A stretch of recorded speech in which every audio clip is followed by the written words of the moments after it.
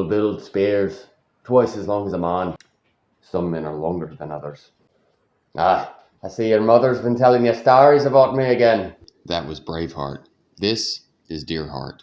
I'm going to be completely honest with you. I've never done this before, so you're learning with me today. As you can see, I got a little carried away when I was getting this out of the deer, and there's a little slice there, but we'll make this work. I'm currently using my pocket knife because it happens to be the sharpest knife in my house. But at any rate, we're just opening this up and seeing what's on the inside. I just try to open this up and lay it as flat as I can so I can see where it wants to be cut. There's also some white stringy valves that I remove here, and what I wound up with somehow is 3 relatively similarly shaped steaks. And we're just going to dry brine these, just salt, pepper, garlic powder, and I'm treating these just like they were steaks. I did forget to mention that I also removed all the fat that I could, and then I shaped these up just as beautifully as possible so that the end result was as good looking as I could possibly get it. Now, most everything I saw on the internet said to do these as tacos, but I wanted to give myself and y'all the most honest opinion of what the actual flavor of the heart was. So I just kept it simple, just as if it was backstrap or a sirloin or anything else. I wanted to be able to tell you what it tasted like.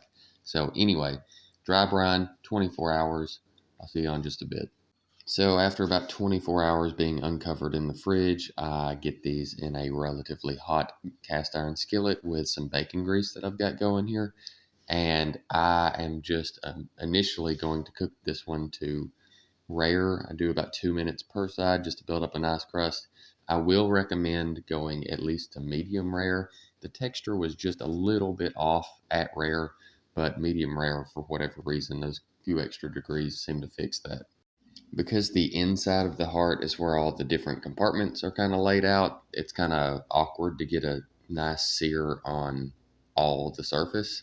So I throw a tab of butter in here and then I just kind of baste the top, and I'm essentially deep frying the top of the steak as the flat surface is cooked by the cast iron skillet.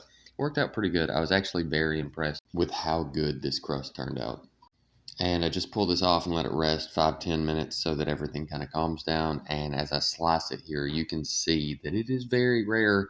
And it does, I will say, it tastes very much just like a regular deer steak would. I am going to say that if you know it's heart, there is just something that lets you know that it's not steak.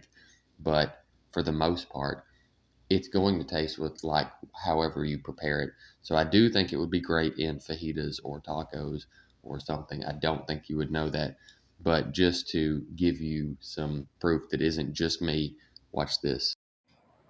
Okay, y'all just tell me if you can tell anything different about this steak than the normal deer steaks that we do.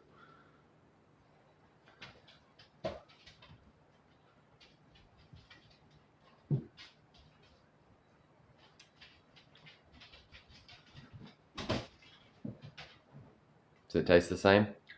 It's the same. It's just way more crunchier. Way more crunchier. That's a crust on the outside, but taste-wise, and it's just as tender as regular steak.